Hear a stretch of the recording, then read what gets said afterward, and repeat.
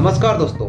एक ऐसा सवाल जो कि अक्सर एक पहेली के तौर पर पूछा जाता है कि पहले मुर्गी आई या फिर अंडा।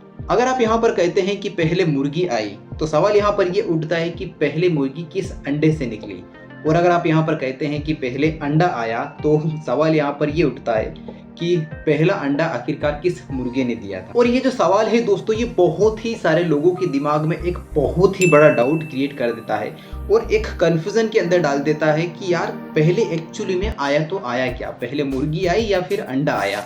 तो आइए इसी सवाल का आंसर करते हैं आज की इस वीडियो में। इससे पहले दोस्तों मैंने थ्योरी ऑफ एवोल्यूशंस के बारे में बताया था कि एवोल्यूशंस एक्चुअली में हुआ कैसे। तो अगर आप लोगों ने वो वीडियो नहीं देखा है तो डिस्क्रिप्शन में लिंक दे रखा है, आप जाकर के वो वीडियो देख सकते हैं। तो आइए दोस्तों साथ में मिलकर के समझते हैं कि एक्चुअली में इस अंडे का फंडा क्या है।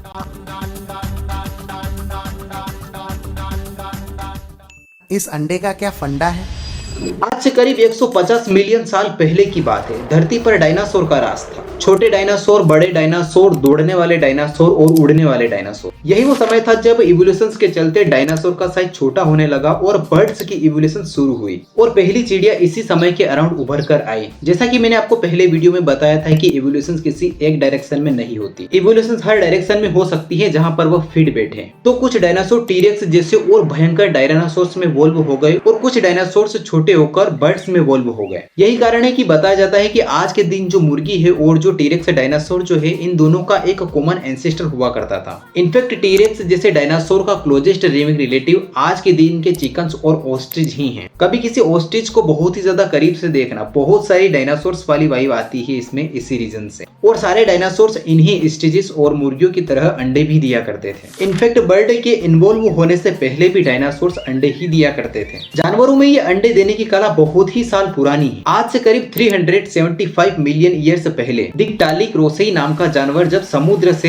जमीन पर आकर के रहने लगा, ये भी अंडे ही दिया करता था। लेकिन इसके द्वारा दिए गए अंडे ऐसे नहीं दिखते थे जैसे कि आज के दिन के मुर्गी के अंडे दिखते हैं। यहाँ पर आप इमेजिन करो कि मछली के द्वारा जो अंडे दिए जाते हैं उनमें कोई भी बाहर की सेली नहीं होती। कुछ इसी प्रकार के अंडे ये जानवर भी देता होगा। तो अगर हम मुर्गी जैसे अंडों की बात करें जिसमें बाहर एक हार्ड आउटर मेम्ब्रेन देखने को मिलती है, एक सेल देखने को मिलती है, इनका एवोल्यूशन एक्चुअली में 300 मिलियन साल पहले हुआ था। और अगर इन्हीं अंडों को अगर हम मुर्गी से कंपेयर करें तो मुर्गी यानी चिकन का एवोल्यूशन 3500 साल पहले हुआ था। जी हाँ, सही सुना आपने। करीब 1500 BC के अराउंड साउथ ईस्ट एशिया में लोगों ने खेती करनी शुरू करी। चावल और मिलिट्री बहुत सारा अनाज उगाया जाने लगा, जिसको देखकर पास के जंगलों में रहने वाला एक जानवर बड़ा आकर्षित हुआ। यह जानवर था वाइल्ड रेड जंगल फाउल, जो कि कुछ इस तरीके का दिखता है। मुर्गी से काफी हद तक मिलता जुलता है, लेकिन फर्क ये है कि ये साउथ ईस्ट एशिया के जंगलों में रहता था। जब इंसानों ने खेती करनी शुरू करी तो ये इंसानों के खेतों के पास आकर रहने लगा खाने की वजह से,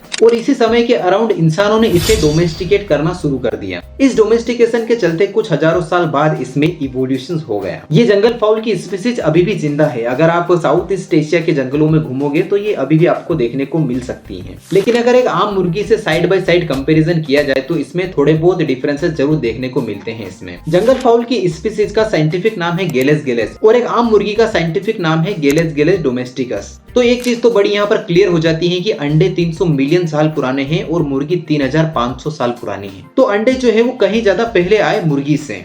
लेकिन अब आप यहाँ पर बोलोगे कि यार जो 300 मिलियन साल पुराने जो अंडे हैं वो किसी मुर्गी ने नहीं दिए थे। तो इसलिए यहाँ पर अगला सवाल ये उठता है कि मुर्गी पहले आई या फिर मुर्गी के अंडे। अगर आप इस सवाल का जवाब गेस करना चाहते हो तो इस वीडियो को पॉज करके नीचे कमेंट में बता सकते हो। जवाब पता लगाना इतना भी मुश्किल नहीं है अगर आप इवोल्यूशन के स्टेजेस को समझते हो तो। बात बड़ी सिंपल है। चिकन को इन्वॉल्व किया वाइल्ड रेड जंगल फाउल से। ये वाइल्ड रेड जंगल फाउल किसी और जानवर से इन्वॉल्व किया होगा। उस जानवर को हम यहाँ पर नाम दे देते हैं प्रोटो चिकन, यानी कि चिकन से पहले का जानवर। तो एक पॉइंट ऑफ टाइम हुआ होगा जब दो प्रोटो चिकन ने एक दूसरे के साथ में गेट किया होगा।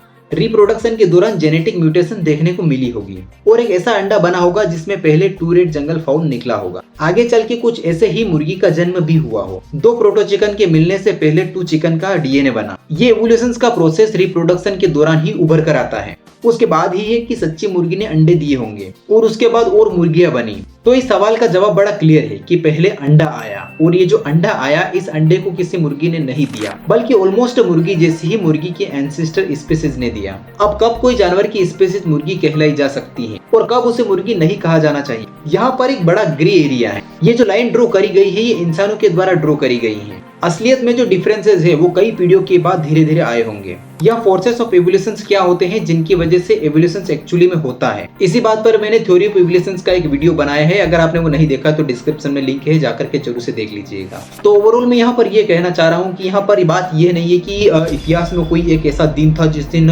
पहली मुर्गी पैदा हो गई, कि यहाँ पर बोला जा सके कि 15 अगस्त 1500 ईस्वी में पहली मुर्गी पैदा हुई थी, कि दो फाउल ने मिलकर के यहाँ पर एक अंडा दिया था और उसमें दुनिया की पहली मुर्गी आई थी। एवोल्यूशन ऐसे नहीं होता, एवोल्यूशन स्टेज बाय स्टेज और जनरेशन बाय जनरेशन होता है। तो आई होप दोस्तों कि आज की इस वीडियो के अंदर आप समझ गए होंगे कि पहले अंडा आया और वो जो अंडा आया था वो अंडा किसी भी मुर्गी ने नहीं दिया था। बाकी आज के लिए बस इतना ही, मिलते हैं किसी नेक्स्ट वीडियो में किसी नए टॉपिक के साथ। तब तक के लिए जय हिंद, जय भारत, बहुत बहुत धन्यवाद।